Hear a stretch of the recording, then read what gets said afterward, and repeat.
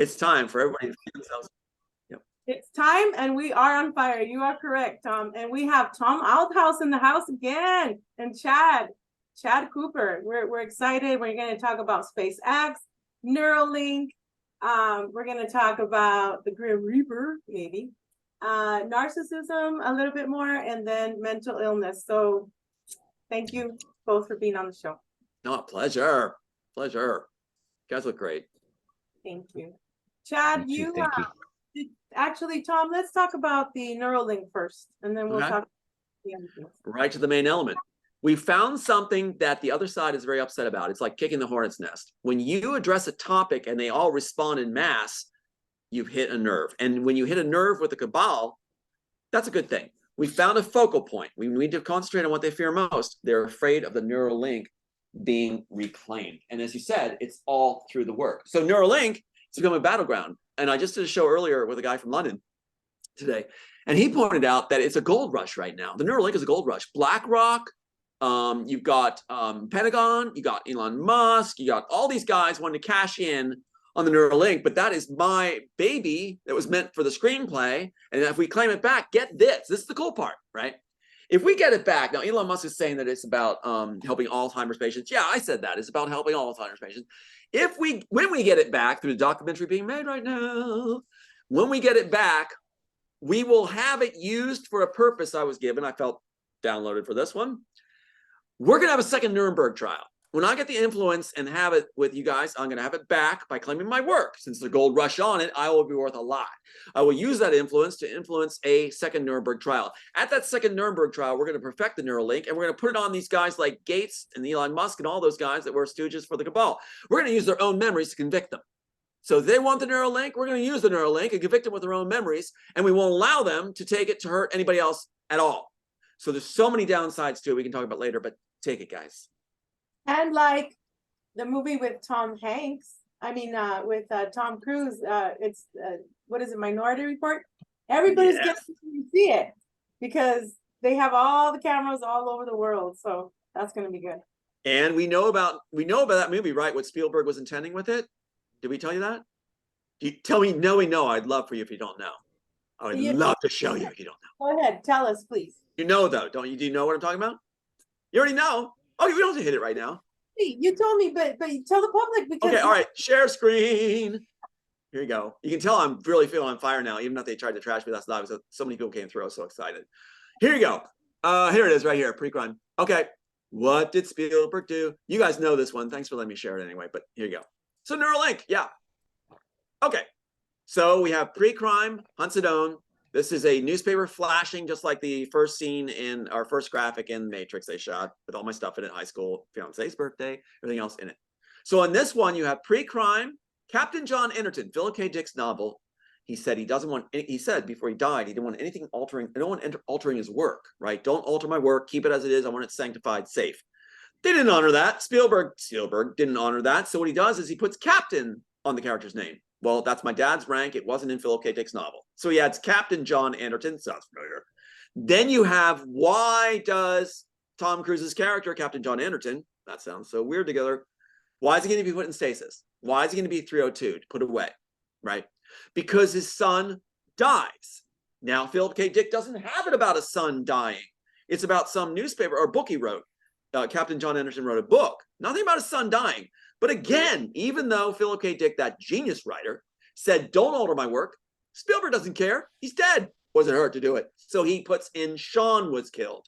And what's my son's name? Sean. So again, thanks for letting me share. 2002, pre-crime. Spielberg commits pre-crime by doing the show about pre-crime with my dad's rank added when he said not to. And my son Sean murdered means that my character will be put away for life on a 302. That's exactly what happens when Sean's killed later. I'm approached by the FBI to be put away because my son died. I'm supposed to be put away on pre-crime. Is that freaking amazing? Go ahead. I consent to all that crap. Believe me, I have been sent messages to where, they're saying, oh, we're going to do this to a family member after everything is done. And I'm like, no, you're not. You're not. Because we have a heart. That's the difference between them. Oh, yeah. They don't have a soul. We have a heart that loves no matter what.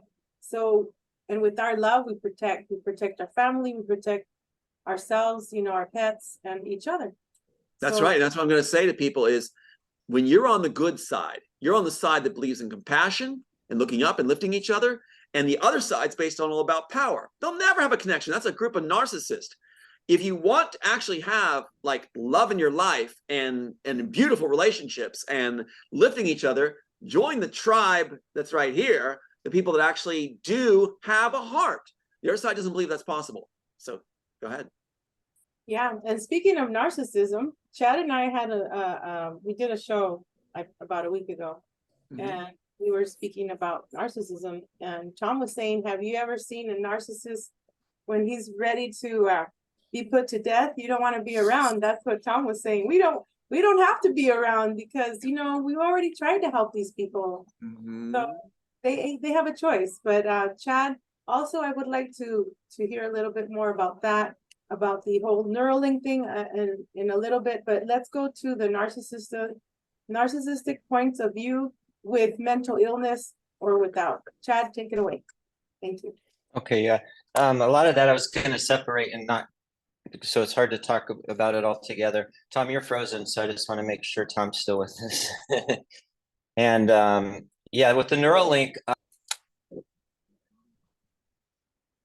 yeah, so while we wait for Tom to come back, with the Neuralink and depression and mental illness, there's a connection there because we're talking about narcissism too. So to tie this in, like I think we've realized like there's a certain part of our population that has narcissistic tendencies, and they tend to go by the program or social engineering a lot of what they see on TV, what's dictated to them through their university, what their doctors say, what science says, and what their government says, right? And they are more concerned about being right than what's right. And they tend to go along with their beliefs and don't do any research, is what I'm noticing. They have their opinions and they have their judgments.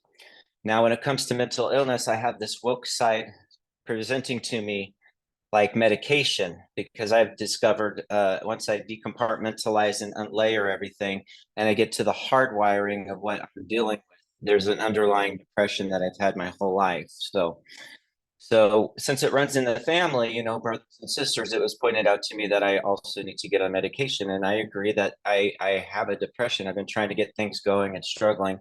Even though, you know, you have a good mental aptitude, there's still like static within you. And it distracts you and it holds you back a little bit. So now when I look at my family, you know, and the medication choices they're taking, they haven't made any lifestyle alterations. You know, my one brother's still eating deep fried foods and exploring in that world and doing all of those things, but then takes the medication to feel at peace. So, you know, did you really try to alter your lifestyle? The other one does take medication and sees a therapist, so they're working through trauma. But what I've noticed is they still have their their addictions, their trauma from their trauma, whether it be food or other things, you know. So is the medication really truly helping them? So as I look at myself, and I separate the spiritual attack, and I separate the discomforts in my life, and I look at the hardwiring of it. At the core of it, I need to figure out what's going on. So my solution is to eat healthy, exercise, and then go get a blood screening so I understand what I'm deficient in, you know, because I know I'm depleted of vitamin B's, and that's a huge part of someone's well-beingness. You know, I'm deficient in vitamin D and magnesium and calcium and also vitamin K. Those are things that I'm aware of. I blood tested before and I was low in lithium, and I think there's something we want to say to lithium in a minute too, Veronica. However, these people that are on the left that are woke, that listen to their government, who is their daddy, mom, and they listen to their doctor, which is their God, and science, which is their God, and they're taking the medication instead of adjusting their lifestyle change or adjusting their lifestyle and looking at it, you know, the hardwire before they go to the medication. How quick are they going to be to go to Neuralink, where you can just download all the information, you can just take care of your depression, and it can do all of that automatically. There's a group of people that is narcissistic, and can we reach them and talk through them? Because is that a crowd that just needs to be shooken and waken up? Do you understand what I'm saying? Or is it pointless? I want to wait for Tom to come back on to comment more on narcissism, just because there's a couple examples I wanted to give, and here he is. All right. That was so weird. I wanted to hear what you had to say, and then suddenly you saw how long the storm was. The storm was like 5 seconds long, and then they didn't cut the power in the house. They cut my computer, and I'm like, oh. So then I have to go through this whole process, and suddenly it's like, yeah. So that was they didn't want me. That was like a don't have Tom talk moment. Yeah, I know. But that's good. I love our shows, you know? If it's not you, it's Chad popping off, you know? Yeah. I know. Yeah. Look at my iPhone trying to connect. Stop, iPhone. Go ahead, though. I'm sorry. I want to hear what you had to say, but go ahead. So, Tom, when you decompartmentalize mental illness and you separate spiritual attack and everything else, the circumstances around you, and you get to the hardcore wiring of it, this is what I'm dealing with. Right. I plan on doing lifestyle changes, dietary changes, getting exercises, getting my blood screen test so I find out what I'm depleted in as far as vitamins and minerals and that sort of thing, and what I may have an excess in as far as heavy metals or toxins, and figure out what to do from there. But the far left solution and the woke people that rely on 100%, like I was telling her, their daddy, government, their doctors, God, and science, and they have a narcissistic tendency of wanting to be right instead of what is right, and they don't do the research. They read the propaganda because they go with their emotions and everything like that. How do we break through this narcissistic system? Because they're going to be the ones that want to take that Neuralink instead of the medication now, because they're not making any changes. I gave an example of my siblings that have made no lifestyle changes but have incorporated medication as far as their treatment for depression. Is Tom frozen again and gone? I think so. So, okay, so you got to recap. He'll be on right now. So, because I don't want to repeat it a third time. The audience is going to say, "Oh my gosh." Let's hold on here. While we're waiting for Tom, so we were talking offline, Chad, that I was watching I, Frankenstein, and how the demon tells the person, we have tons and tons of bodies, millions or thousands of bodies in hell, right, in a cell, that have no soul. And he says that's what we need. We're gonna we need you. He was the one that actually was the one that Frankenstein made. That how is it that if he didn't have a soul, he's able to feel and love, right? So that is, I feel kind of like that's the way, kind of like how they made us, but we remembered that we have a heart, right? And so he says the demon says the only way we can enter a human body is if they don't have a soul. So I'm thinking, okay, now that we remembered that we are all heart and we have a soul, and our heart is a portal to go back home to where we're from, right? To love, unconditional. That's our superpower, right? Now that we found that out, we see the narcissist and we're like, oh snap, like this narcissist actually let the demons come in. And once the demons are in, it's almost like they're rotted. It's almost like they're rotted out, dissolved, or exactly, like very, very just a shell of themselves. Hola, Tom. So they're eating the heart. These parasites, these demons are eating the heart by feeding them memes and stuff. We can't hear you.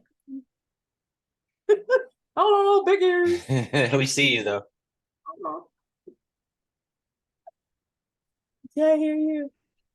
It says we can't hear you. No. Worked. Oh my God. There we go.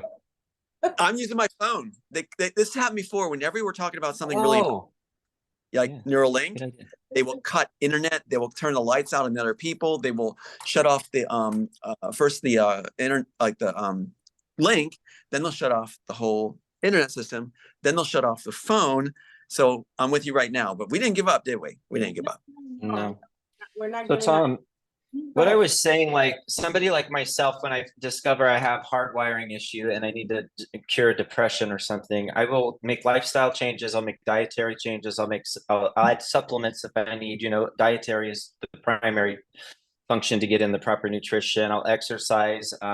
I gave up my spiritual practice, but there's certain parts of it I might even pick up just to build shields around me because it just seemed like to push away the spiritual attack a little bit. But these others, these narcissists that are more apt to be right instead of what's right, just pop the pill and don't do those changes. It's the easiest. So they're going to be the ones that take the Neuralink. Now, what I've discovered about these woke folk and these narcissists are when I watch them, the narcissists, I've seen two examples. One is Veronica and I did a special on someone last week that we were trying to assist, and they just they ruined it. They're their own worst enemy. And so I saw the whole community, and I explained it to Veronica last week. I'm the lone wolf. I'm a Sigma male. So I'm not a wounded alpha. I'm not a wounded beta. I'm not part of the pack. I'm a legitimate lone wolf. I get along with the alpha, the beta, the delta, the omega. I get along with them all, but I'm not part of any clique. And so my message to him was, okay, narcissist, now everybody in society is attacking you for attacking this 13-year-old and 50-year-old, and you're fighting back, calling them dirty sluts and whores and wanting to kill them all and take a hammer to them. And how dare you do this to me, basically type of mentality. And the ex-wife got on there, and the mom got on there. There was no reaching this person, so hopefully they can do it themselves, and they didn't hear very much of what I said. Now, with the other example, it was on Naked and Afraid, Last One Standing. There was a group of people that were competing. Well, my message to him, the last guy, was, as the lone wolf, if society rejects you, if you're beating someone or attacking somebody and society rejects you, it's not my place to take you in because I'm out here by myself and not part of the pack. And you need someone now because I associate with the pack and I get along with them. So I can't take their rejects, the people that are going to damage and hurt society, and take them in. So you left me in a place where I can't really have you as a friend, unless you resolve this. And so the other one was, so society rejected the narcissist, example one. Number two is Naked and Afraid, Lone and Standing. They're competing. Last one standing. There is a narcissist amongst the group. A lot of people decided to compete, but they weren't willing to compromise on their humanity. This other person decided winning was best. And they rejected him. And when it came down to eating and food, they shared with each other and not him. Society, example two, rejected the narcissist. So when it comes down to it, these people were trying to rescue. When it comes down to a survival situation, they are not going to be accepted into society. These are the people that are going to be bringing that in the wrong way. That is exactly right. In fact, you look at all the ones that were given it, like the Wachowskis were given the work in 1999, the same time Elon Musk was given the work in 1999. And they were all narcissists. And so they want them because they'll be loyal to the plan. They won't have that empathy where they go, this might not be good. There might be some bad things to it. They have no problem with it. Like, yeah, bad things to it. No problem. Will I make a lot of money? Great. Will I be famous? Yeah. Will I have a superior feeling? Yeah. So it feeds them. It feeds them to take these people like Sophia Stewart even has that narcissistic thing. Our company, All Eyes on Me. So I'm giving these people on that are all narcissists. Yeah, their company's called All Eyes on Me. Writer, director, producer, All Eyes on Me.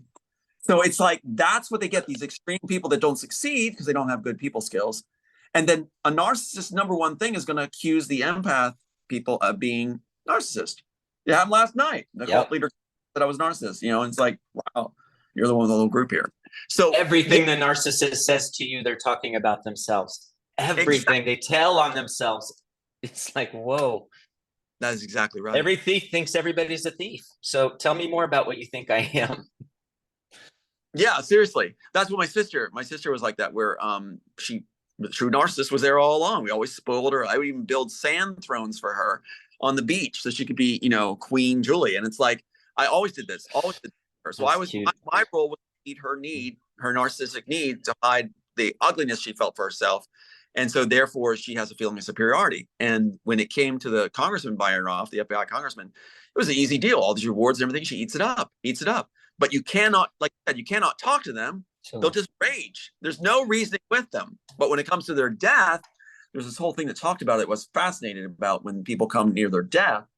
They call it flying monkeys, right? Their flying monkeys are the ones that are taking care of them, but they start to leave because they know there's nothing they can do for them. They will treat the narcissist will treat the doctors, the nurse, their flying monkeys even very, very bad because they feel powerless. The illusion is shattered that they're going to be superior by being weak with death coming on, and they're angry, so they're going to have to lash out at somebody. So first choice is the empath. You can't help them; they'll only get worse, and they'll use you and beat you up. But if they only have their flying monkeys around, then they'll start to turn on them too. But here's the words that I heard, and back to you guys. The words that I heard that a narcissist will say at the end is, "I never knew who I was." Interesting. Now you know who you are. I know who I am. Veronica knows who she is. My sister doesn't. Wachowskis don't really. Look at them changing back and forth from women and stuff. And Elon Musk doesn't know. He was the bully. He's groomed to be this like guy who's taken over my whole life as his persona, basically Neuralink it right now. So you've got the thing. Yeah, got it. His kids, Celeste pointed out that his kids had like these numbers as names, and I'm like, that's probably because they're already hooked up to Neuralink, and there might be the first experiment or second. That's very, yeah, numbers. Very possible. So I never knew who I was. It's an epiphany that they have when they're on their death. That's a great question. It could be like the narcissist tactic, from what I understand, is to draw you in, right? Draw you in so you can feed their narcissist fly. So they'll often show, if they're ever going to show any kind of humanity at any time, it's when they want to rope you back in. So when they're facing death, they're desperate for that, and it's really about hate and anger. From that point, I'm told. So funny they call us narcissists. That's their main throw, empaths. But at that time, maybe trying to bring you in. It's a great question to get you back into that beat you up mode and feel superior again. They have to feel superior, else they panic. Okay, because I asked that because I know there's been studies done on people that do suicide and then survived, like jumped off the bridge or whatever, and their last thought was, "What am I doing?" Because the demon leaves, it detaches. So I was wondering if the same thing was going on with the narcissist, because Veronica and I were talking, like, are they soulless, or did something just eat their soul? Were they born a shell and it entered, or here's my did they sell out? The core of it, and it's a great question, the core of it, I understand after watching all these instructional things too, is that the narcissist does not like who they are at their core. They play a game, and often go into psychology to put other people down and use them as supply for their superiority. They feel superior to that position. Yeah. Manipulation. They don't know psychology. Their psychology is so freaking basic. You can read it like a first grader. I mean, but their manipulation on another level. Yeah. Absolutely right. So what they do is they seek those kind of positions of power and superiority. Now they respect empaths if they keep their distance from them.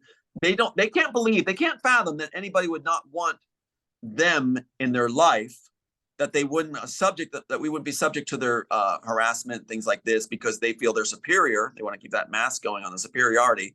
There's no layers to their feelings. You're not going to see layers of feelings there at all. It's like, that's what Elon Musk has, a shark eyes, no life there.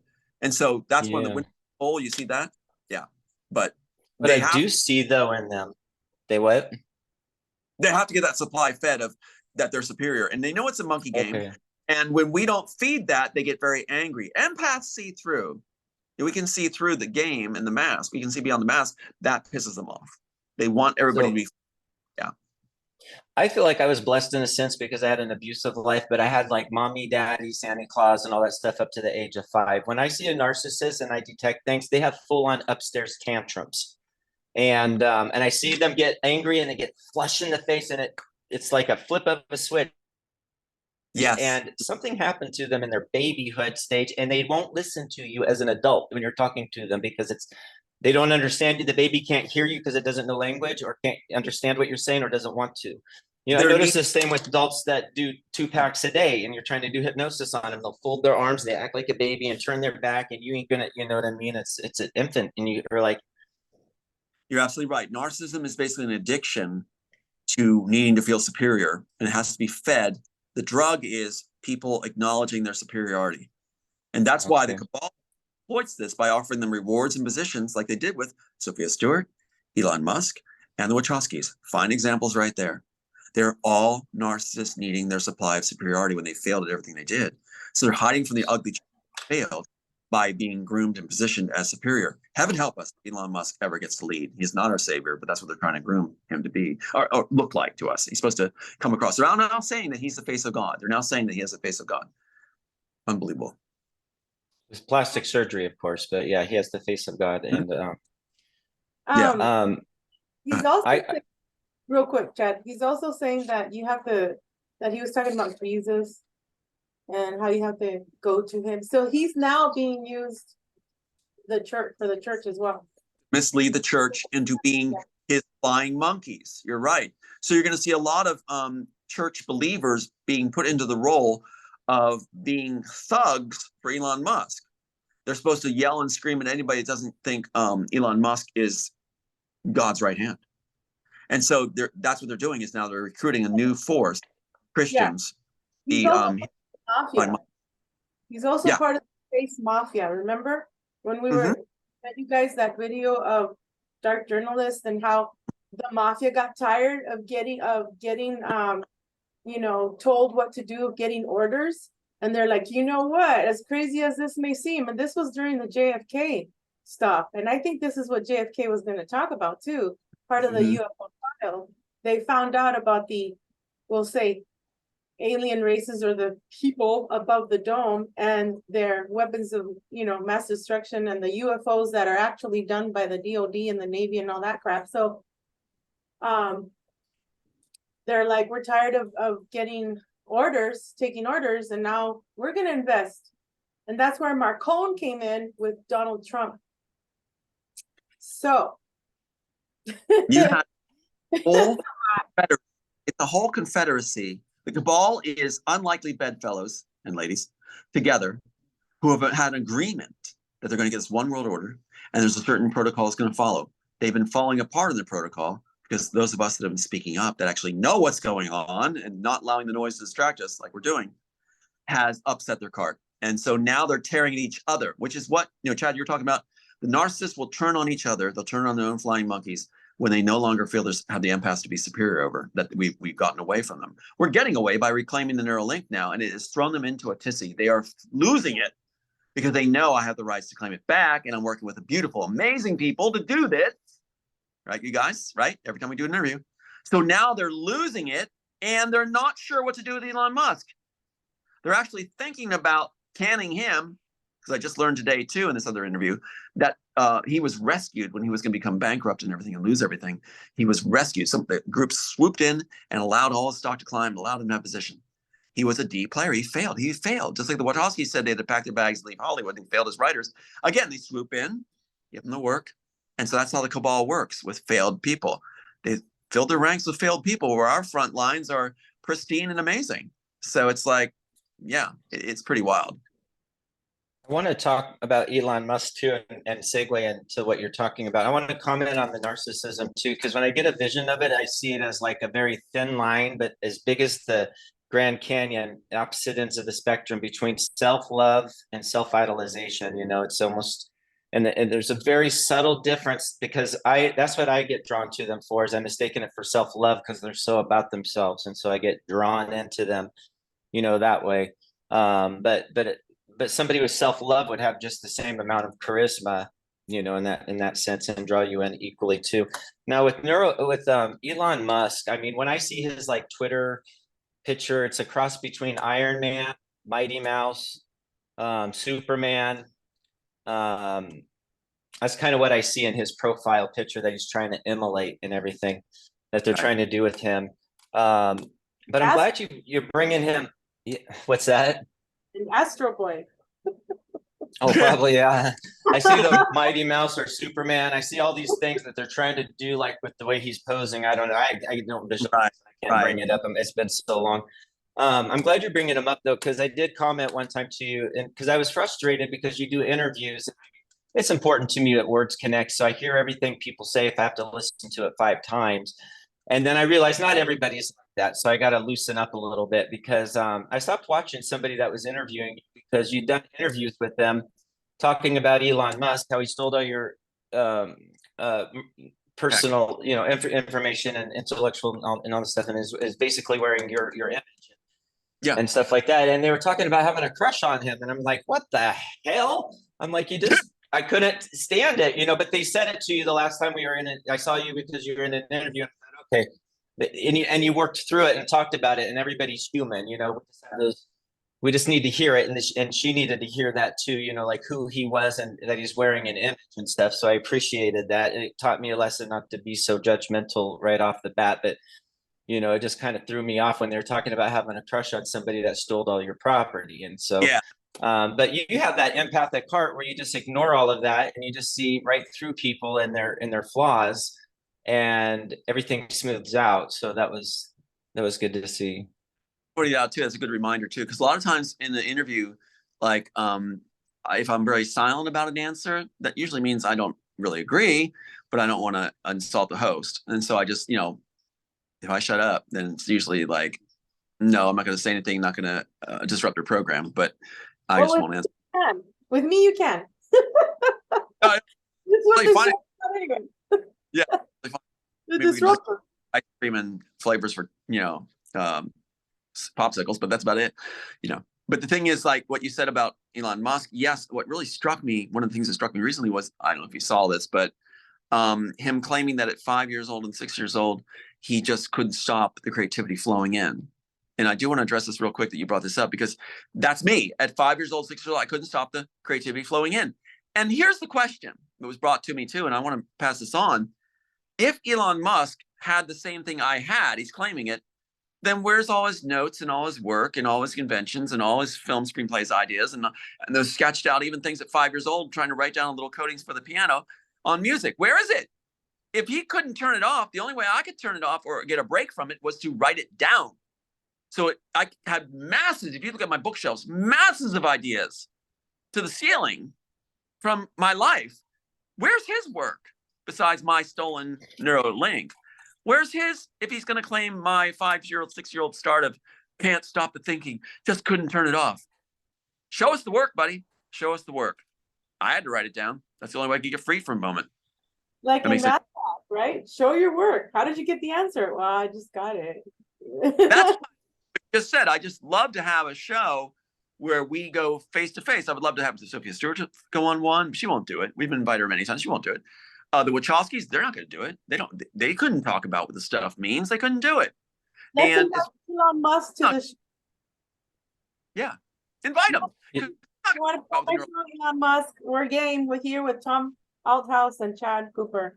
Anybody that we talked about on the show, Wachowskis, even Spielberg, if he wants to.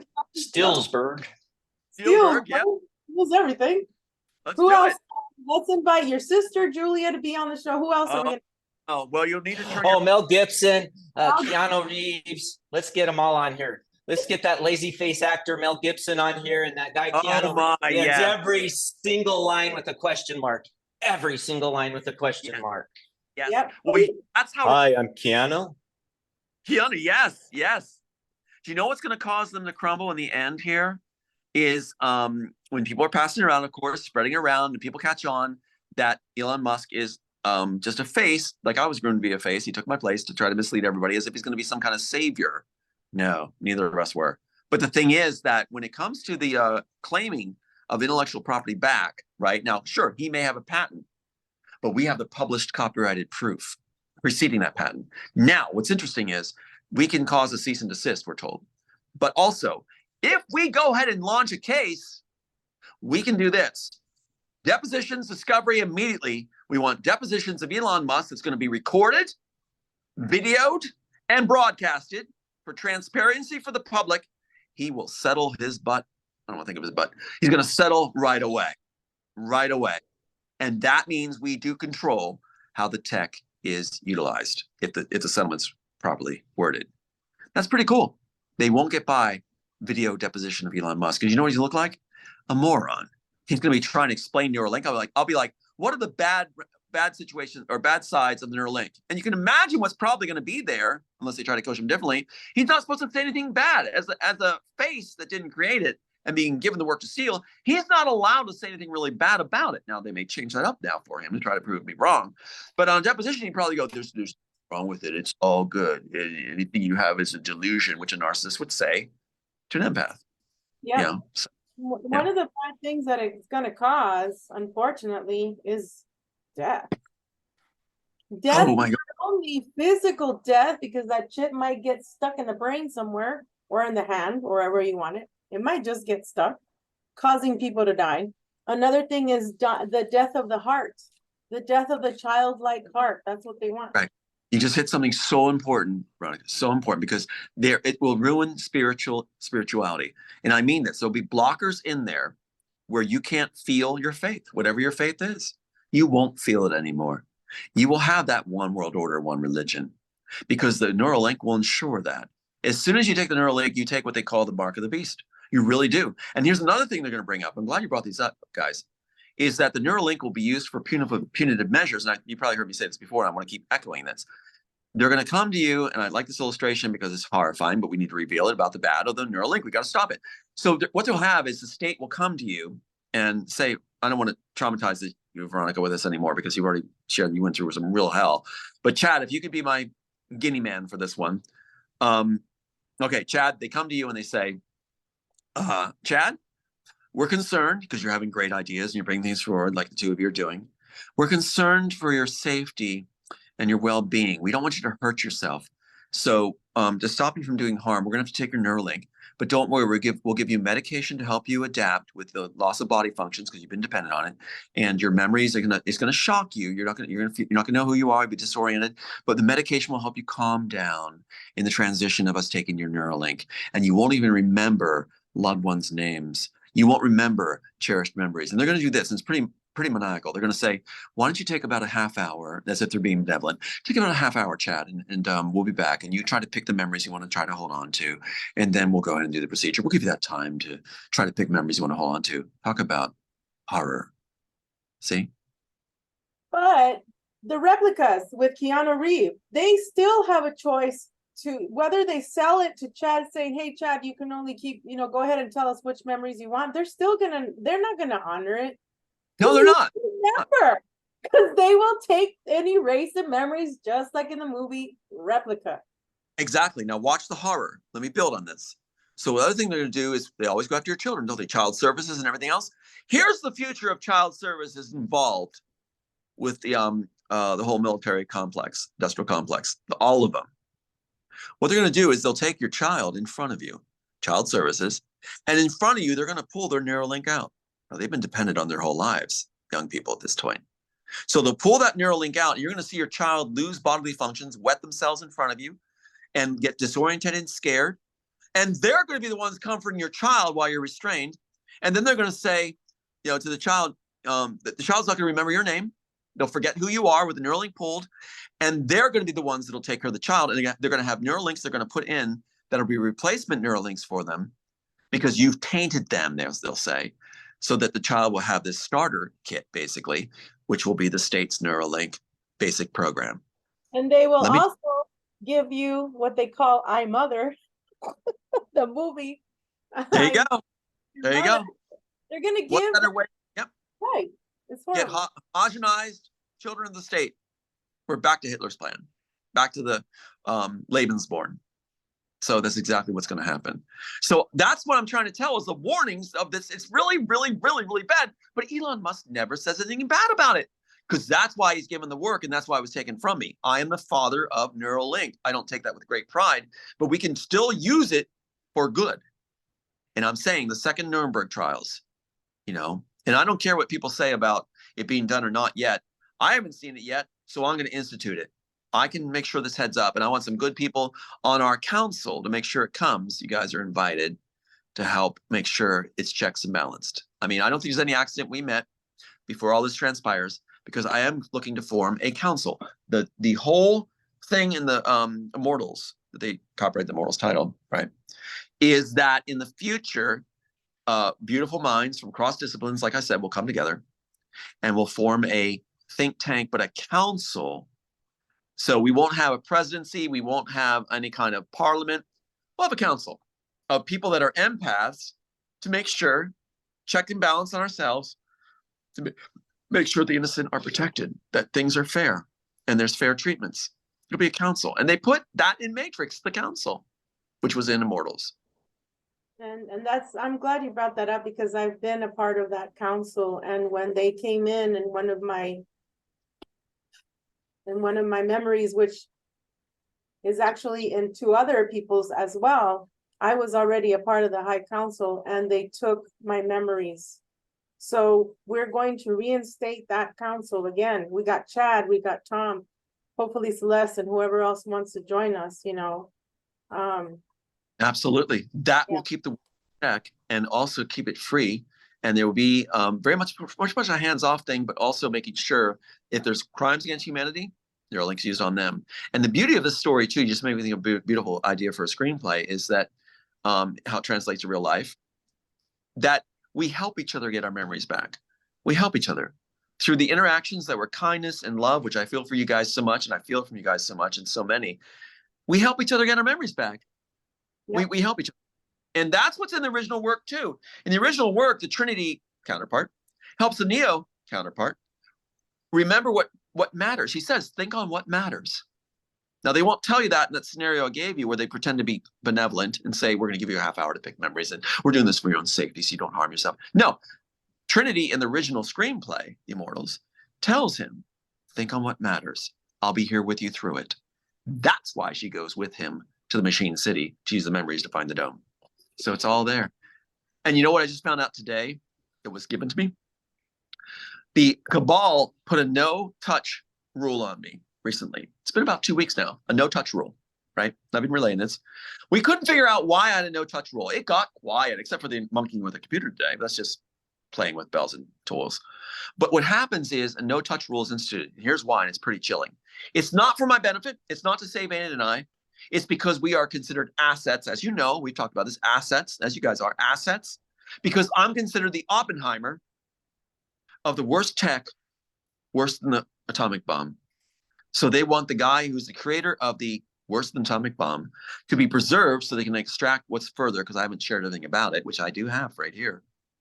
So that's kind of chilling that the idea is a no-touch law, not for our protection, not for any kindness, but that they can get it out later. That's their plan. Yeah. Tom and Chad, I don't know if I've told you this, but I I was told to not say anything from my family.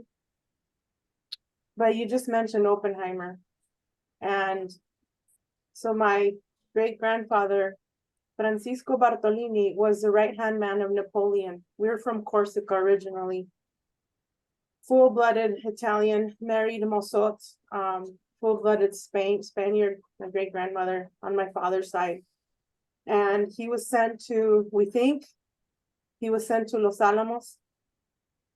So I don't know if my great-grandfather was working on this BOMB or the, you know, the ships that are anti-gravity. I don't really know what he was working on. And also, yeah. Right. Well, I think he was working on the Bell. And then also my aunt, which was my grandfather's sister, Francisca Panchita Bartolini, married an Oppenheimer who was one of the persons that was in charge of the gold or silver mine, one of those mines in Los Alamos. And they told him, if you marry her, we will not give you, this is hard to say in public. We will not give you, you know, your money, whatever. You know, you'll be dethroned pretty much. And so he ended up marrying her. And in one of the trips to South America, they shot him from behind. Now, the rumor, and she never married again. So the rumor also is that they also got rid of my great-grandfather. I don't know. I'm still trying to find this information out. I was told by a family member to not say this, but I feel like there's, I don't know, there's just, why are we here now? All of us talking about all this stuff. It's like, why have they tried to erase Chad's memories, and why do they try and get him all depressed and shit, and you know, and with all these, you know, V2K voice to skull stuff? Why is it that we have been us here in this group? Why the note they're playing is what they're doing, but go ahead. Yeah, that it's to all these years I've been like, why have I been so targeted? Why? Now I know. I'm finding out. And there's a reason why we're all together here, because we got to do something about it, and we will. We will do something about this whole child trafficking thing. Right, right. The you know, and another thing that I'm having a really hard time with is the movie Freedom Act or whatever. I don't want to see it. Oh no. Yeah, I'm with you on that. I'm with you on that. I'm with Why you are on you- that. I don't know why it creeps me out, and the actors do too. And I know there's something, I don't know what it is, but yeah. Something dark, and I feel like there's an opposition. I feel that these guys Plastic. Yeah. are exactly. My and I'm- intuition says don't watch. Yeah, Yeah. and I don't. Totally ego driven. They want to be fed. They want to make that, you know, here's what they should be doing. They should be saying, we've scratched the surface.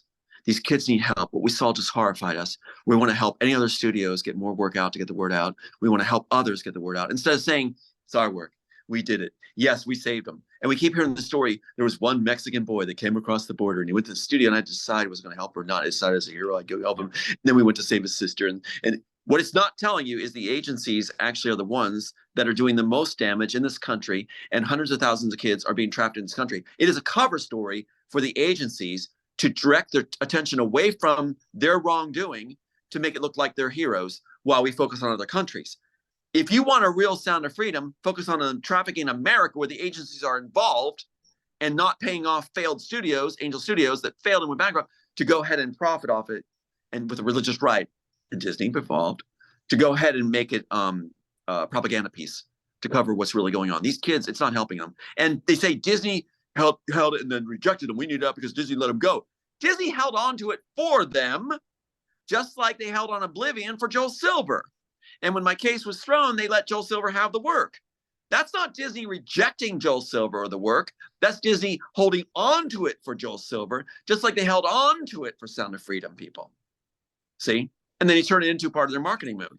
But when I watch those guys, I'm with you guys. When I watch them talking, I see ego. I know how to read. I'm an award-winning performer. I know how to read the inner monologue. It's all about, I'm going to get so laid. People are going to love me. Oh, my God. Yeah, I'm a hero. I'm a hero. I could feel it too, Tom, and I felt bad. I'm like, there's nothing in me that trusts this guy that's speaking, either one of them, actor and director, and I don't know why, but I have to be honest with that.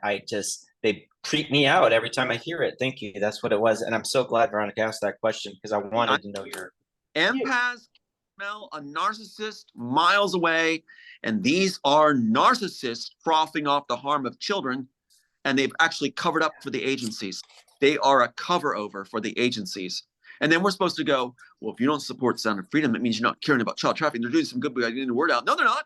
They are doing worse. They're burying the need. They're burying the truth by pretending the agencies and making the agencies look good without telling us that the agencies are actually the ones at fault.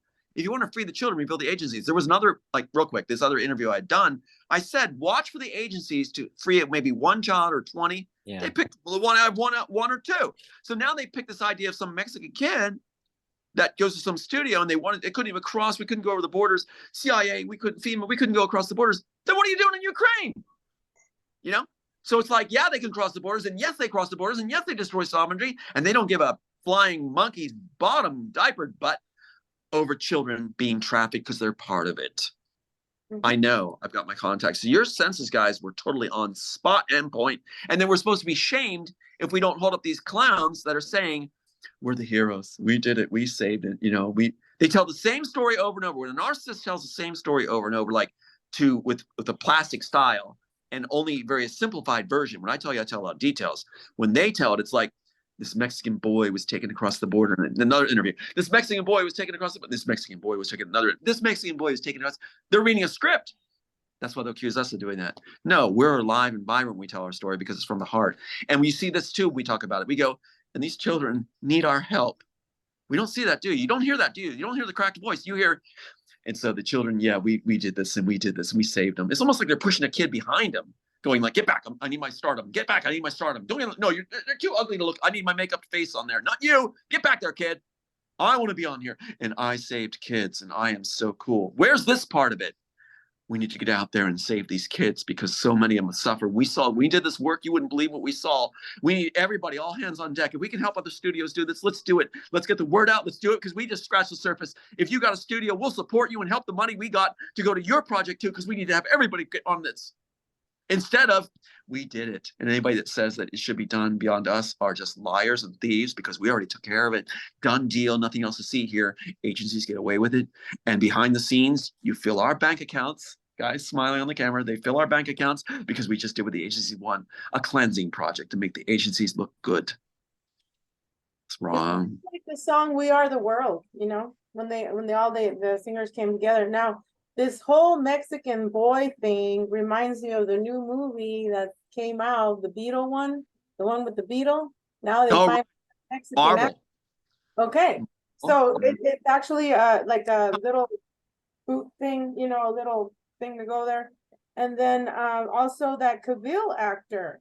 Oh, poor Cavill. What's his name? He was Jesus in the Passion, and he felt everything. And now I don't want to, you know, acting thing. It's all a farce. It's all false for them to bring this agenda of Freedom Act.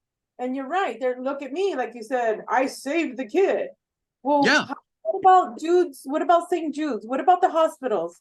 You know, like when Aleister Crowley and them, they were profiting from St. Jude's, the kids, you know, in the hospitals. They're the agencies, even police. Some of the police is bad. I know. Okay.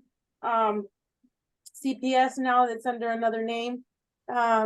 It's a ring, and it keeps going and going. And right now, see, and I told 2 people that I no longer speak to. I told them when this movie came out, I said, this is controlled opposition. And they looked like, how could you say that? That's what their programs say. That's what they're all this grooming, soft music, and all this fakeness they can do with Elon Musk with the piano softly playing in the background.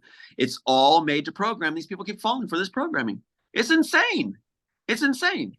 And it's made to make you feel proud that you're standing up for this piece of propaganda that isn't helping the kids. It's burying the kids. Yeah. Yeah. Your turn, Chad. Sorry. So yeah, I'm going to segue a little bit. I want to bring to Tom's awareness because I did send you an artist link one time to Ren because he's this up and coming rapper, I think out of the UK. REN is his name, Ren, and he's just a bard. He's a poet, and he's ahead of his time in singing about mental illness and different things that most people don't. And he's doing it on a genius level, and he's bypassing the industry because he's an independent artist. There's a lot of independent artists out there that I'm keeping track of, such as Upchurch. Upchurch is another person who is a country western rapper, and he's now a multimillionaire, but he's never had any charts on the radio because they won't play him. He did it himself, and he did it online.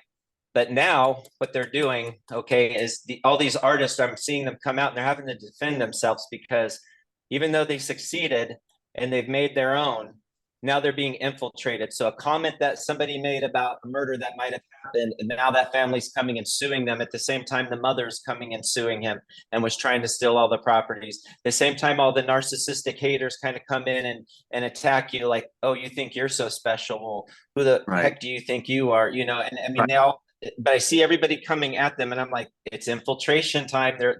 They made it, they're successful. They couldn't stop them, but now they're going to try and destroy them. So I see them sending in the missiles and stuff with these independent artists. So that's what I'm watching as well. Exactly. You know, and supporting them, trying to support them because. Right. Well, I mean, those that haven't gone through this, when you get a narcissistic onslaught, now they're doing like narcissistic groups, like I experienced the other night. When I got a taste of that, I was like, wow. And they're just, the flying monkeys will just support their own guy. And they all agree with him in mass, like they're programmed a cult. So it's like a narcissistic leader of a group really is the master of a cult because the flying monkeys will do whatever they say. And that's what they're trying to accuse these independent artists of being, is cults, because they have followings. So that's what their tactic is right now. You're a cult. That is what a narcissist does. A narcissist will always accuse the empathic people, especially creators individually, of being a narcissist and a cult. They throw that all, and they throw this word, delusional, because they are. They actually said, Chad, in this sophisticated piece, that the narcissist does not believe they're going to die. They're not going to believe that they're ever going to be where they're not beautiful or they're going to die. They actually hold to that. And so when death starts to knock on the door, on their door, they can't handle it. And that's why they become worse when they're facing death. They become more angry, more hateful. They're so angry that they're facing where they're not going to have that superiority thing fed. So that's when you want to, be as far away as possible from the narcissist when they're going down. So I've cut all ties with that sister, of course. I don't want to be near her because when she goes down, oh, you don't want to be around her. It's all about Julia Zarco. So, yeah. It even came down to inside people that helped him get him started of church, and they were going on his social media and trying to get people to donate large sums of money to false things and corrupt his social media and destroy him that way so that they can now take the platform. It's almost like the crab pulling the other one out of the pot. So you got to watch out for that as an independent artist. There's somebody that I'm really particular to because her higher self came and visited me at a dark time of my life. And so that always is special to me. And that's Roseanne Barr. And to me, she puts out her voice and she's really pushing on YouTube. And I'm putting in her comments, can you please interview with Tom Althouse? You two seem like the perfect. Did you hear what happened? Finish your sentence and I'll tell you what happened. Finish your sentence. You said, oh no, it's a perfect combo. That was just like peanut butter and chocolate, it seems, so. That's so wild because I was wondering what would happen because Chantel of Aquarius Rising said Roseanne Barr's asking about you. She wants your contact information. Was asking if it's okay to contact you. I thought it was very nice of her to ask permission through Chantel. And so we sent back, absolutely, we'd love to, talk to her and see what's going on. So that's so wild. I think maybe you Yeah. Okay. Yeah, because I've been wanting this. I've been putting it in their comments. Two of my favorite people, because Roseanne Barr's higher self came to me, and then God put you in my path after giving me a vision of what was going to happen when I handed any work over to the industry. And I said, I don't care because they're going to do what they did to you and invert or destroy, take the good stuff and make it bad. And he gave me you as an example. I said, oh, you still can't hand it over because they desecrate, the work. And that's why we will make it when we claim the work back here. It's in our link. We can do anything to get work out and help many, many people get the work out, and it'll be safe. We'll have attorneys in place. We'll have doctors in place so they can't 302 people and take them away. We'll have a shield. And that's what I'm feeling led and guided, is that we will have people in place that are experts in their field in that area to protect us from being hauled off again. And we will have our work protected goes forward. So your work will be protected where you can talk with us in it, in the circle and things like this, and it'll be sanctified. It'll have sanctity. Okay. Because what I'm noticing now is what they're calling a cult is these independent artists have to form families. Like back in the last era, we had the family, in our home, whatever, the big house, the house of this, the house of that, maybe. But they have their families to protect them now from the onslaught of narcissists that go there, right, that come at them to handle that because they don't have the industry to protect them. Well, how the middle class rose in medieval times, the guild. So it's like you have the guilds protect, and it's like, so what you have is you have companies where it's empaths in there, and that is an exciting combo of people that you can really create and trust each other, and empaths will not abuse their power. They don't corrupt their power. So it'll be people will look like narcissists will see that and go, they want to be part of it. First of all, they want to feed their superiority feelings. So they're going to tag on. They often tag on to empaths, empaths wagons, so they can feel superior. They want somebody who's going to be successful attached to them so they can feel successful. And more important, they usually take over. That's what happened to us, Tom. Okay. And Chad, the story. So that's what happened. They wanted, they wanted to be a part of something, and then they started talking crap about us, and then, oh, don't go to Veronica's show. And then the I don't care about the views, but you can see like it going down and down. It's like, who cares? Because we're only gonna have the people that are true. That's the way to ourselves. And they thought that we were gonna be alone, but look at us, we're still here. The greatest thing we can give the narcissist is indifference. That they don't matter. What did my sister scream at me? If you don't do this, you're saying I don't matter. That is a narcissistic response, playbook, textbook, spot on response. If you don't do this, you're saying I don't matter. It's like, what? Where did that come from? Now I get it. Because what you went through was, yes, they'll do the honeymoon period where they come in and they want to latch on to you because you guys have talents and you're empathic and we're the first targets they go for. Then after they feel they got us and we're being kind and sweet, which we would do with people, each other, then they start the snowball effect and the gaslighting and the putting down and everything else because they have to be superior. So they come into your group as nice little people. And they create order out of chaos. They come in and create the chaos there to create the order so they're in control. Yes, they come in sweetly with hat in hand and candy and flowers. And then what they do once they get into your group is they take it over because of the group. They have to be the cult leader. And then they put it back together. Yep. And that's exactly what they're saying. Yeah. That's right. To bash you, to bash Veronica, bash you. That's their tactic. And they're very skilled at making themselves look like the victim. You can't beat their flying monkeys. You just have to get away from them. So here you are doing exactly what you should do. And you have the benefits of you guys, your nature, our natures all together, of warm, empathic, loving people. You don't want to be in their group, especially when they start feeling age. Woo! They see a wrinkle. Woo! Get away. Run! Because they're not supposed to be. They're supposed to always be beautiful and superior. So you don't want to be around them when they feel like they're just not being, if it's not showing, the mask is starting to fall off, basically. You know, you don't want to be around. So we are free. And we don't take them on, because if you take them on, as far as verbally and things like this, it's a waste of time. They're just gonna rage. You're not getting a word in, and they're just gonna go off with nonsense. And if you start to make a point, they'll change the topic on you, and they'll go on raging more on that, and then they'll go and cry boo-hoo to their flying monkeys, and their flying monkeys are gonna come at you. So the best thing we can do is we can laugh at them, expose them, and just say, yeah, this is how they are, and move on to our next topic, and we're indifferent to them. They can't stand not being the center of attention, and they always accuse the empath of being narcissistic. And they like to throw that word delusional. Who's delusional? They are. Yep. I don't think you understand me. They always mind read too. They assume what you're thinking. Oh yeah. And it's like, that is so out of the ballpark, you know. That's you, mister. You're telling on yourself. That's it too. And my sense of humor kicks in often, where I'll go like, oh man, that's good to know. What else? I was? Oh God, what else am I? Well, I didn't know that. God, I'm so glad you're telling me what I'm thinking and what I feel. What would I do if you weren't there, superior, showing me? It's like they can't, oh my God. And if you call them on blunt honesty, using blunt honesty, they cannot handle that. And a lot of times they get confused, because it's like, you tell them bluntly who they really are, freckles and all, and they're like, they're not used to that. They're flying monkeys always give them whatever they want. They're not used to blunt honesty, especially if it's indifferent. You know, poking the snake. That's what I call it, you know. And they have a full upstairs tantrum when you do that. Yeah. Because they'd rather be right than what's right.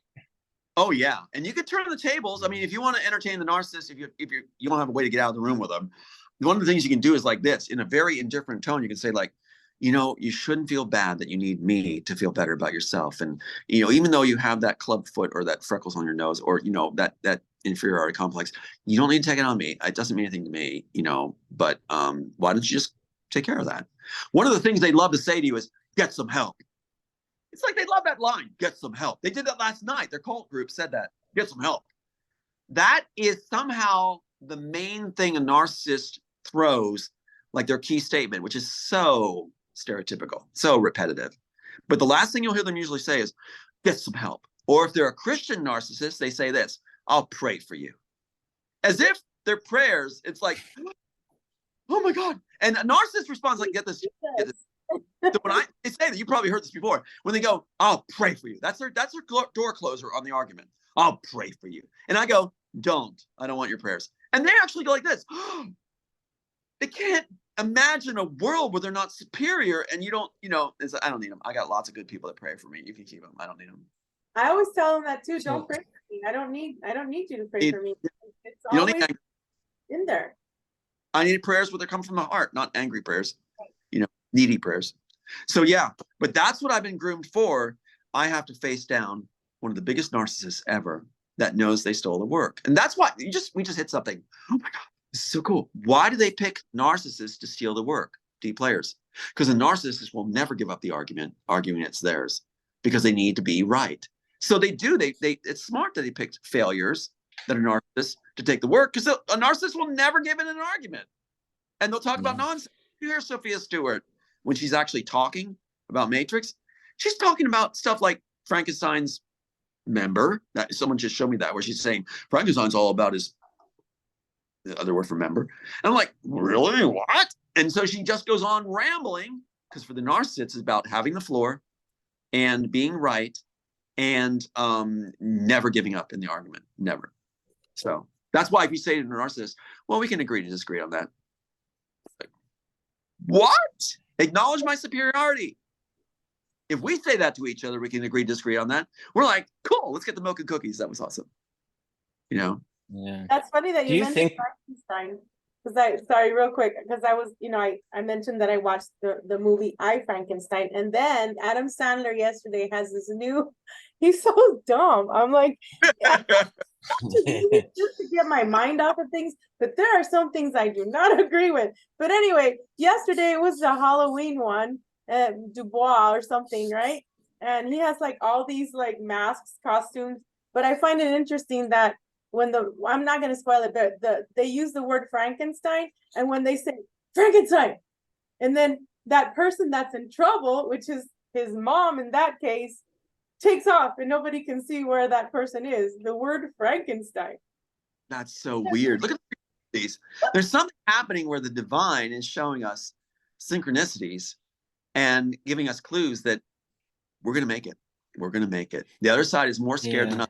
The narcissist will never show you how scared they are because they can't fathom doing that, but they are terrified. They're often terrified. So what does this look like? Because society won't take in the narcissist. Do we put them all on an island, or is it like there's is it like there's like an overabundance? Because I'm thinking as a whole, we need a little piece of everything, right? Even they say like the apex predator, Right. and to keep it functionable or whatever, but maybe there's a disproportionate amount. I'm trying to figure that out. One of the things I wonder about negotiating with spirit at the moment, because we were talking about it, because I think things do start there first, and I do think there is a war, and so you got to be careful. But I'm like, okay, so you're not supposed to have too much of one thing in one space, is what I gather. That's why there's the ingredients that that make up the soup, or humanity. But I was trying to negotiate and say, okay, I've been moved around a lot. There's other people I know that have been moved around a lot. Our energy's been spread all around. Okay, now can we be done with that? And can we all go to one little area? And my negotiation is can we be on a piece of property together, please? And if I agree to have like a media, because it's always important for me to have like a media station or a media studio, with the cameras and lights and everything, and to be able to put out media on a part of the property, so we have the electricity and Wi-Fi and the media where we all do that way we can come together and put out even more content stronger to more areas of the world, and I'm trying to negotiate because I know we're not all supposed to be together. But if we do get allowed that, Tom, and you do win your lawsuit, I do know this wonderful little hotel that's in a cave in Kentucky. And I think the cave continues on backwards. So that would be perfect and it's on 200 acres.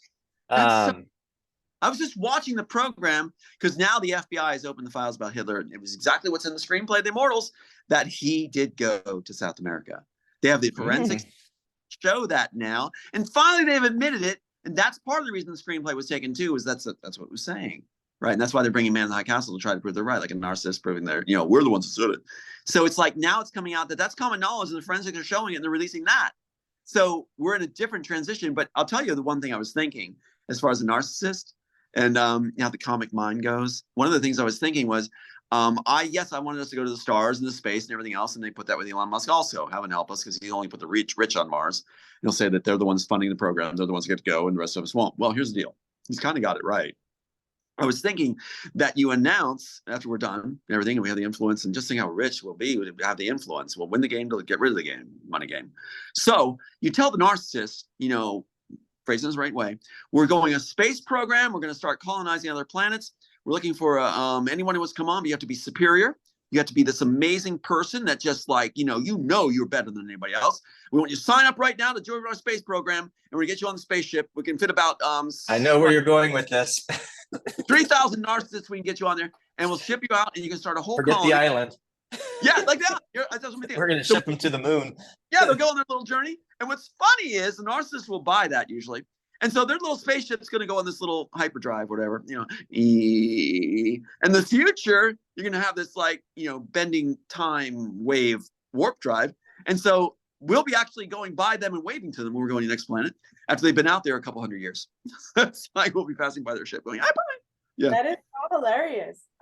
When the Elon Musk thing supposedly, the rocket and it supposedly like exploded and stuff. I'm like, yeah, because they hit the concave, the glass. There's a glass here. He's not even allowed to leave. Yeah. Well, they put it in Space Force, the movie Space Force, with my brother's name, Mark Naird. Mark Laird is my brother, Mark Naird. They changed it to N for the nerd, and they have everything in there related to it. Unbelievable. Even like the 7 2s on the clock. In that, they show this spaceship trying to take off to where everybody and it blows up. And so I think they actually didn't want it to succeed so they can get more time, buy more time. Because I don't think they were ready. So they just sacrificed the rocket. I think that's really what they're doing. It's my guess. But yeah, unless it hits something, yeah, like you said. So, but I think all in all, they weren't expecting it to get to space. I don't think they were. I think they were buying more time with their investors. They might even collected some insurance money off that one. And then another story could be that the people, because I don't like to call them aliens, the people above the dome, they're like, no, we're not going to turn that switch on for you. You're not ready to come on board with us. Yeah, that's right. Yeah. And that's what's coming out now, too. Everything is now being released from the files, the FBI files and CIA files. They're all releasing it all now. Now they're blocking things out, sure. But now they're having companies like Sound of Freedom, different companies coming forward with ex-CIA operatives allowed to declassify and show the actual words so they get credit for showing us. That would not have happened. That's like Disney doing the sting on the lower echelon pedophiles after I did a thing announcing that Bob Iger was going to talk to me and had it on tape. He was fired the next day and they did the sting on lower echelon pedophiles. So what they're doing is control the narrative, and they're doing that right now with all the files because they know we're going to get to it. We have the influence to do it. But so there's working for the CIA. So the CIA operatives that were talking about this movie, that are in this movie Freedom Act, they're still working with the CIA, just program. Yes, they are. It's a snow job to take the narrative and act like they're the good guys. Yeah. Can you talk about snow job Snowden? Now that we brought that, please, so that our community can hear it. Okay, here's the deal. If you ever see somebody on look at me. I look a little ragged here. I just had the stuff shut off and everything, right? A little sweaty in my shirt. Tie's hanging down. The shirt looks kind of wrinkled. The hair's a little messy.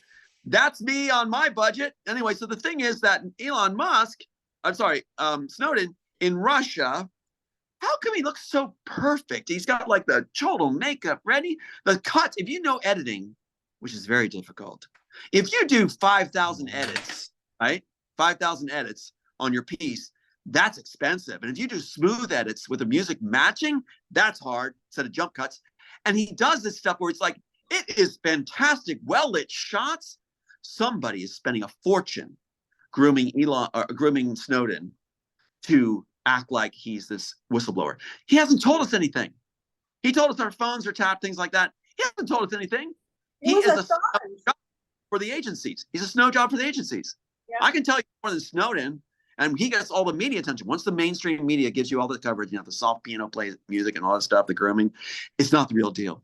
It is a faked guy like Keanu Reeves, where the Suits and Warner Brothers said, we're going to save your career. You'll be the lead. When he wasn't even picked to be the lead. The Suits said it. So Snowden works for the Suits. And we're supposed to get all excited about his return to America. This is how I feel. Yawn. So we're going to buy his airline ticket and bring him back. We're supposed to think, oh my God, our hero. They're trying to create heroes. And that's why they're calling us that are real life underdogs narcissists. Because they don't want us getting the attention or influence. So Snowden is Snowden. He's a snow job. Snowden is a snow job. Now Assange, on the other hand. Assange, talk about him. I like him. What do you think about him? Well, tell me what you know. I'm not going to jump on that. You go. Well, as far as Assange, I feel he's a good guy. Snowden, I think he's being used as a clown. Just like, yeah, like the Fallout Boy. Because I think the real deal is Assange, and they're trying to take the light out of Assange when he needs to be, taken more care of. Take formula, Veronica. Not to somebody. I just want you here. Take my formula. The formula of, is the media grooming him, putting him in a good light, or is the media not putting him in a good light. There's your clue. They're not putting him in a good light, Assange. There you go. Then that for the Tom test, that says probably a really good guy. Yeah.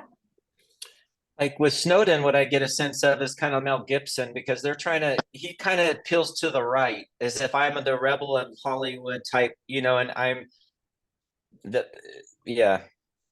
Anybody looks plastically groomed with the perfect editing and perfect music and the perfect lighting and the amazing edits that would cost $1 million to do the video, basically, if it was actually charged to him. And they're doing that with all that media coverage all the time. He says, boo, he gets all those things. That is somebody who is groomed. And I know what the grooming process is. If Snowden got on there and he was sweaty and his hair was just a little disheveled, you know what it's like to be targeted, right? You guys know what it's like to be targeted, right? And we do our best to look the best we can, but when you're targeted and you have all these things that you've gone through, it's like Veronica, you were sharing, right? And Chad, what you've gone through, right? Memory take. And so when we go these things, it's going to show on us. And that's part of being genuine. Snowden looks like he walked in the park his whole life. And he's just had this beautiful life where he's pampered and people fan him with fans and they do little makeup touches and let's fix your hair in the middle of the shot. I don't have that team here. You can look around. I don't have this amazing team doing my makeup and hold for it. I don't have the assistant to Mr. Althouse here. And I don't have the person bringing my tea and coffee and I get to go to my trailer. I don't have that. And when you look at these movies, assistant to Mel Gibson, they all have their assistants. Snowden has an assistant. You can tell. He is touched up all the time. That's the stupidity of the cabal. They think that they have to keep them groomed all the time to fool the public. Sadly, the public is falling for it. Musk is groomed, has a chin tuck. As someone pointed out, you can see the line where he had his chin tuck. The 10th tuck go. It's right there. That's why they cover it with a little bit of stubble. You'll see the line right there. Look at his face. Yeah, plastic surgery. Look like the babyface guy. This will be the battle of the baby faces, me and him. The guy that was groomed by the cabal to lead that said no. The guy that was brought in to replace me that said yes, and is now giving my work the neural link where I have the proof to it. So it's going to be the battle of the baby faces. Yeah. I was gonna say something really dumb. Yeah, So like when we win at the end, we'll be each other's like makeup artists, and then hey, can I have a snip, chip, and tuck here? Can I have? You know what's gonna happen when we win this? When we win this, I'm gonna help create jobs. I'm gonna get you your own personal chef. Thank you. Because they'll like that. You'll like that, and it's like really cool. And yeah, this is about time, especially since you're Italian. Yeah. Yeah, you guys are my heroes. We're gonna make sure you guys are taken care of. More too. Before I forget, I want to say something about your shield there. That shield has like the two side things on there. They connect. Somehow I feel like it could be connected to like a ship, or it also reminds me of the Tesla coil. And how many pointed stars is it? 1, 2, 3, 4, 5, 6. Oh, there you go. Part of the 6. Is that part of the Roman? That's the Greek. Greek, okay. Shield. Also, Trojans had something like that. I like it. Isn't it cool? Like a secret Yeah, I part. actually had to. It's metal. It's pretty cool. But that's a representation of what we are. We're a shield for the innocent. And by claiming back our tech, we'll be doing that shield, right? So we'll be their shield. So I'm so glad you brought up about Sound of Freedom and everything, guys, too. And I'm so glad you're talking about narcissism. So love you guys so much. And you know what happens? I'm noticing that when we go through all these horrors and we're targeted, it makes you really appreciate those that are genuine so much more. You guys are my tribe. And I really, really appreciate you guys. And I'm glad we're not narcissists, because we wouldn't have this relationship, any of us. That's I mean, right. we could act out. We could do it right now. We could act out how narcissists act with each other. I mean, I'll be the narcissist right now, since you're trying to call me that all the time, with you guys. Here's how the narcissist would be. So Chad, I'm talking right now. Hey, my turn. Veronica, stop that. You're trying to be cute. You're looking like you're cute. It's my turn. My turn. Okay. So how'd I look, guys? How'd I look? Like it? I got my hair done. Oh, you look amazing, Tom. You look amazing. Yeah, I bet you wish you were me. You've been working out, huh, Tom? You've been working out.